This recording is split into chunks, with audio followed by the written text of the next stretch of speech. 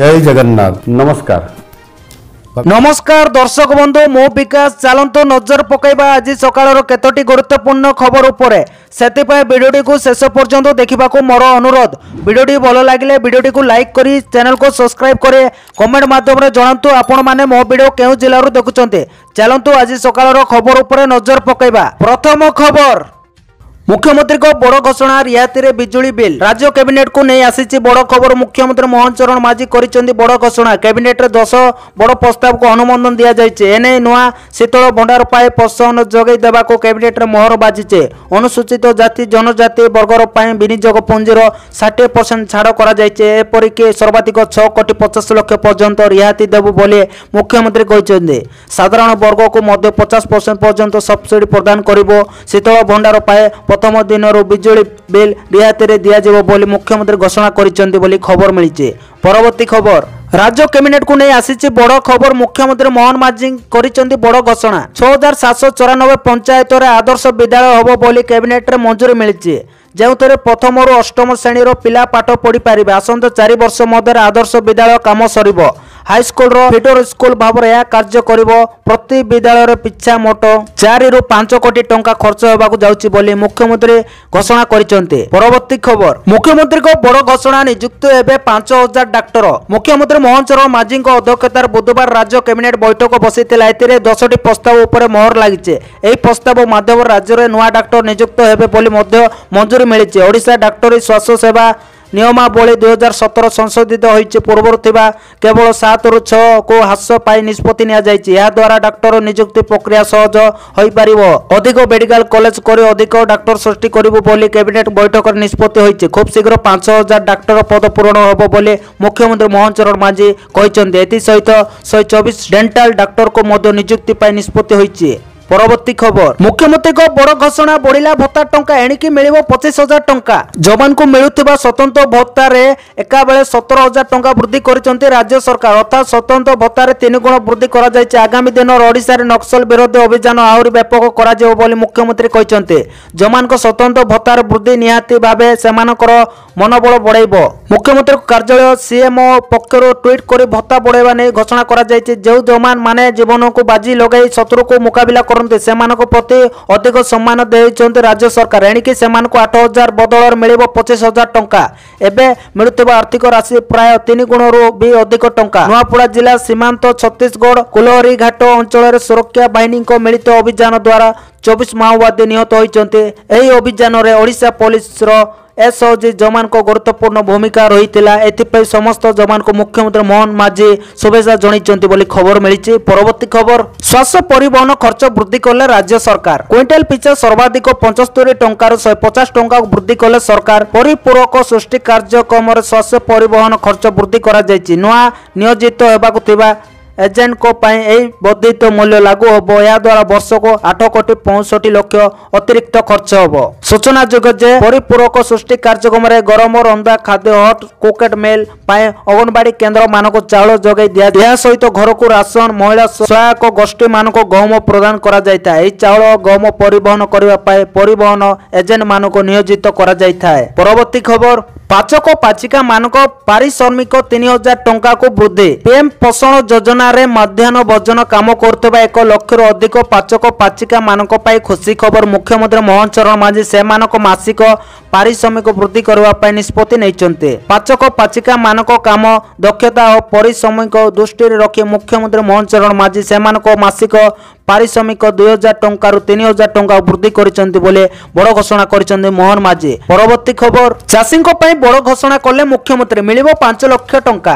राज्य में चाषी और अन्य आर्थिक अनग्रसर श्रेणीर लोकों समवाय माध्यम सहायता जोगाई देवाई राज्य में प्राथमिक कृषि समवाय समिति एवं बहुत आदिवासी बहुमुखी समवाय समिति गठन करा जायछि। या माध्यम 1442 टी नुआ पैक्स लैम्स गठन करा जायते। एही नव गठित संस्था गुड़िक कार्यक्षम करबा पई मुख्यमंत्री मोहन माझी बड़ निष्पत्ति नैचन्ते। मुख्यमंत्री को निष्पत्ति अनुसार प्रत्येक नव गठित पैक्स किमा लैम्स कार्यक्षम हेबा पई 5 लाख टंका लेखाए मूलधन बा सीड मनी दिया जिवो।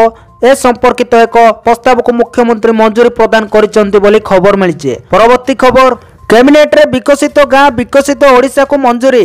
ଗାଁର ବିକାଶ ହେଲେ ଦେଶର ବିକାଶ ହୋଇପାରିବ ବୋଲି କହିଲେ ମୁଖ୍ୟମନ୍ତ୍ରୀ। ଏଥିପାଇଁ ପ୍ରଥମ ବର୍ଷ ବଜେଟରେ 1000 କୋଟି ଟଙ୍କା ଥିଲା। ପରବର୍ତ୍ତୀ ବର୍ଷମାନଙ୍କରେ ଆବଶ୍ୟକତା ଦେଖି ବ୍ୟୟ ବରାଦ ବଢ଼ିବ। ଆମ ଓଡ଼ିଶା ନବୀନ ଓଡ଼ିଶା ପୁରା ଫେଲ୍ ମାରିଥିଲା ବୋଲି କହିଲେ ମୁଖ୍ୟମନ୍ତ୍ରୀ। ଆମ ଓଡ଼ିଶା ନବୀନ ଓଡ଼ିଶା ଠିକାଦାରୀ ସନ୍ତୁଷ୍ଟିକରଣ ପାଇଁ ଥିଲା। କୃଷି ବିଭାଗର ଶୀତଳ ଭଣ୍ଡାର ନେଇ କ୍ୟାବିନେଟ୍ ନିଷ୍ପତ୍ତି ନେଇଛନ୍ତି। ନୂଆ ଶୀତଳ ଭଣ୍ଡାର ଲାଗି ପୁଞ୍ଜି ବିନିଯୋଗରେ ସବସିଡି ଦିଆଯିବ। ଜନଜାତିଙ୍କ ସହିତ ମହିଳା ଓ ତୃତୀୟ ଲିଙ୍ଗଙ୍କୁ ସବସିଡି ମିଳିବ। ଚାରିଟି କ୍ଲବରେ ସବସିଡି ସୁବିଧା ମିଳିବା। ମୋଟ ପୁଞ୍ଜି ବ୍ୟୟରେ 60% ସବସିଡି ମିଳିବା। ସର୍ବାଧିକ 6,50,00,000 ଟଙ୍କା ସବସିଡି ଦିଆଯିବ। ଅନ୍ୟ ହିତାଧିକାରୀଙ୍କୁ ସ୍ଥାୟୀ ବ୍ୟୟର 50% ଅର୍ଥାତ୍ 6 କୋଟି ପର୍ଯ୍ୟନ୍ତ ସବସିଡି ମିଳିବ ବୋଲି ମୁଖ୍ୟମନ୍ତ୍ରୀ କହିଛନ୍ତି। ଶୀତଳ ଭଣ୍ଡାର ପାଇଁ ପ୍ରଥମ ଦିନରୁ ବିଜୁଳି ବିଲ୍ରେ ରିହାତି ଦିଆଯିବ ବୋଲି ମୁଖ୍ୟମନ୍ତ୍ରୀ ସୂଚନା ଦେଇଛନ୍ତି। ପରବର୍ତ୍ତୀ ଖବର, ଓଡ଼ିଶାରେ ଜାତୀୟ ଶିକ୍ଷାନୀତି 2020 ଲାଗୁ ହେଲେ ବନ୍ଦ ହୋଇଯିବ ଅଙ୍ଗନବାଡି। ଓଡ଼ିଶାରେ ଜାତୀୟ ଶିକ୍ଷାନୀତି ଏନ୍ଇପି କାର୍ଯ୍ୟକାରୀ କରିବା ପାଇଁ ପ୍ରକ୍ରିୟା ତ୍ୱରାନ୍ୱିତ କରି ରାଜ୍ୟ ସରକାର ପ୍ରଥମ ଶ୍ରେଣୀରୁ 6 ବର୍ଷରୁ ଅଧିକ ବୟସ ହେଲେ ନାମ ଲେଖାଇବା ନିୟମକୁ ଦେଇ ସଂଶୋଧିତ କରିଛନ୍ତି। ସରକାର ବିଜ୍ଞପ୍ତିରେ ଉଲ୍ଲେଖ କରାଯାଇଛି ଯେ ସମ୍ମୁକ୍ତ ଶିକ୍ଷାବର୍ଷ ସେପ୍ଟେମ୍ବର 1 ତାରିଖ ସୁଦ୍ଧା 6 ବର୍ଷରୁ ଅଧିକ ବୟସ ପ୍ରାପ୍ତ କରୁଥିବା ପିଲାମାନେ ପ୍ରଥମ ଶ୍ରେଣୀରେ ନାମ ଲେଖା ପାଇଁ ଯୋଗ୍ୟ ହେବେ। ଜାତୀୟ ଶିକ୍ଷାନୀତି ଏନ୍ଇପି ଲାଗୁ ନେଇ ଯେଉଁ ରୂପରେ ପ୍ରସ୍ତୁତ ହୋଇଛି ସେ ଅନୁଯାୟୀ ବର୍ତ୍ତମାନ ଅଙ୍ଗନବାଡିରେ ରହିବ ଶିଶୁ ବାଟିକା 1 ଓ 2, ପ୍ରାଥମିକ ବିଦ୍ୟାଳୟରେ ଶିଶୁ ବାଟିକା 3 ରଖିବାକୁ ପ୍ରସ୍ତାବ ଅଛି। କିନ୍ତୁ ବିଦ୍ୟାଳୟ ଓ ଗଣଶିକ୍ଷା ମନ୍ତ୍ରୀ ସୂଚନା ଦେଇ କହିଛନ୍ତି ଆଗାମୀ ଦିନରେ ଶିଶୁ ବାଟିକା 1 ଓ 2କୁ ପ୍ରାଥମିକ ବିଦ୍ୟାଳୟକୁ ଅଣାଯିବ। ଏଥିପାଇଁ ମହିଳା ଓ ଶିଶୁ ବିକାଶ ବିଭାଗ ସହ ଆଲୋଚନା କରି ନିଷ୍ପତ୍ତି ହେବ। ପରବର୍ତ୍ତୀ ଖବର, ଉପମୁଖ୍ୟମନ୍ତ୍ରୀଙ୍କ ବଡ଼ ସୂଚନା। ସୁଭଦ୍ରାରେ 157 ପୁରୁଷ କରିଛନ୍ତି ଆବେଦନ। ସୁଭଦ୍ରା ଯୋଜନାରେ ପୁରୁଷମାନେ ଆବେଦନ କରିଥିବା ସୂଚନା ଦେଇଛନ୍ତି ଉପମୁଖ୍ୟମନ୍ତ୍ରୀ ପ୍ରଭାତୀ ପରିଡ଼ା। ସେ କହିଛନ୍ତି ରାଜ୍ୟର 157 ଜଣ ପୁରୁଷ ସୁଭଦ୍ରାର ଆବେଦନ କରିଛନ୍ତି। ତେବେ ଏହି ପୁରୁଷଙ୍କୁ ତାଲିକାରୁ କାଟି ଦିଆଯାଇଥିବା ଉପମୁଖ୍ୟମନ୍ତ୍ରୀ କହିଛନ୍ତି। आधार कार्ड बैंक लिंक डाटा आसिबा पर यह जना पड़िथिला। बोल बश्यत आवेदन करथिबारु सेमानकु बाद दिया जायछि। राज्य बाहर थिले भी सुभद्रा पाई परिबे महिला माने तुरंत एथिपा आवेदन करंतु। नुआ आवेदन करबाकु चाहुथिबा महिला माने सुभद्रा पोर्टल सीएससी केंद्र रे एथिपा आवेदन करिवे। सेमानकु आसिबाकु पड़िबो बोली सूचना दैछन्ति उपमुख्यमंत्री। परवर्ती खबर, आसंता 28 तारिख रे ओडिशा आसिबे प्रधानमंत्री मोदी। चलित मासर पुणी ओडिशा आसिबे प्रधानमंत्री नरेंद्र मोदी। उक्स ओडिशा कार्यक्रम में जोग देवाक प्रधानमंत्री ओडिशा आसिबे। प्रधानमंत्री पूर्वाह्न 10:35 रे भुवनेश्वर विमान बंदर रे पहुंचबे। सेठारु बाहर 10:55 रे जनता मैदान रे पहुंचबे। दिन 11 12:30 जाए उक्स ओडिशा कॉन्फ्रेंस उपस्थित रहिबो मोदी। या परे दिन 12:35 रे सभास्थल विमान बंदर अभिमुखे बाहरिबे। परवर्ती खबर, अयोग्य हिताधिकारी को कड़ा चेतावनी। अयोग्य राशन कार्ड हिताधिकारी को दागिद कले जोगाण मंत्री कृष्णचंद्र पात्र। से कहते अयोग्य हिताधिकारी अपील करुच्ची सरेंडर कर जातु। सरेंडर न कले नियाजिबो कार्यानुष्ठान। कार्ड सरेंडर कले कौन कार्यानुष्ठान हेबनी। सारा राज्य में लक्ष लक्ष अयोग्य हिताधिकारी अछंती। किए सरकारी चाकरी करिछि तो किए डॉक्टर और शिक्षक सबु प्रकार लोक अछंती। निवेदन करुच्ची सरेंडर करंतु। इकेवाईसी सरिवा पूर्व सरेंडर करंतु।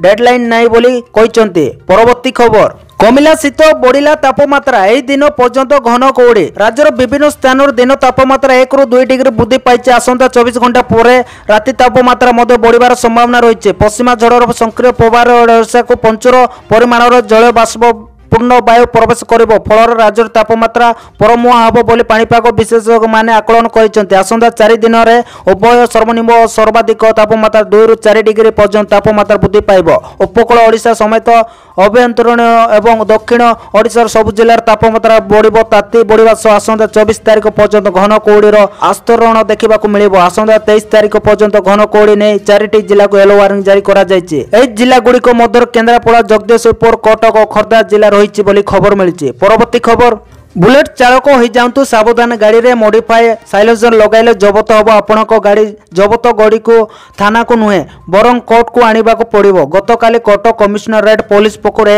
ने कार्यानुष्ठान ग्रहण करा जायछि। गतकाली कटक रो प्रत्येक गली कंदीरु पुलिस बुलेट जबत करिছে। जे बुलेट गुडी को विकटाल शब्द करू ताको धरिबा को घंटा वीडियो कमिशनरेट पुलिस उभय कटक और भुवनेश्वर रे एही अभियान आरंभ करिछि पुलिस। आज मध्य पुलिस पक्षर एही अभियान जारी रहिबो।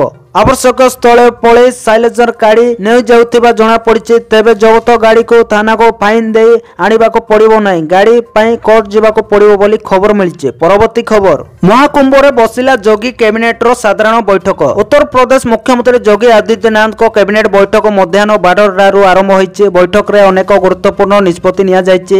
ମିଳିଥିବା ସୂଚନା ଅନୁଯାୟୀ ପ୍ରୟାଗରାଜର ସବୁଦିନ ପାଇଁ ପ୍ଲାଷ୍ଟିକ ମୁକ୍ତ ରଖିବାକୁ ନିଷ୍ପତ୍ତି ନିଆଯାଇଛି। ଏହା ସହ ଅଯୋଧ୍ୟା, ପ୍ରୟାଗରାଜ, ବାରାଣସୀ ସମେତ 7ଟି ଜିଲ୍ଲାକୁ ମିଶାଇ ଧାର୍ମିକ ସର୍କିଟ ଗଠନ କରିବାକୁ ନିଷ୍ପତ୍ତି ନିଆଯାଇଛି। ବୈଠକ ପରେ ସମସ୍ତ କ୍ୟାବିନେଟ ମନ୍ତ୍ରୀ ସଙ୍ଗମ ସ୍ନାନ ଅଭିମୁଖେ ଯାତ୍ରା କରିଥିଲେ ବୋଲି ଖବର ମିଳିଛି। तो धन्यवाद दर्शक बंधु मैंने ये आज सकाळ केतोटी गुरुत्वपूर्ण खबर। वीडियोटी भल लगी वीडियोटी को लाइक करने सहित आम चैनल को सब्सक्राइब करके पाखर बेल आइकन को प्रेस कर ऑल सेट कर रखु जहाँद्वारा एमती गुरुत्वपूर्ण खबर प्रतिदिन यही चैनल माध्यम देखिपारे। आ वीडियोटी को संपूर्ण भाव शेष पर्यंत देखि आपण मानक बहुत बहुत धन्यवाद।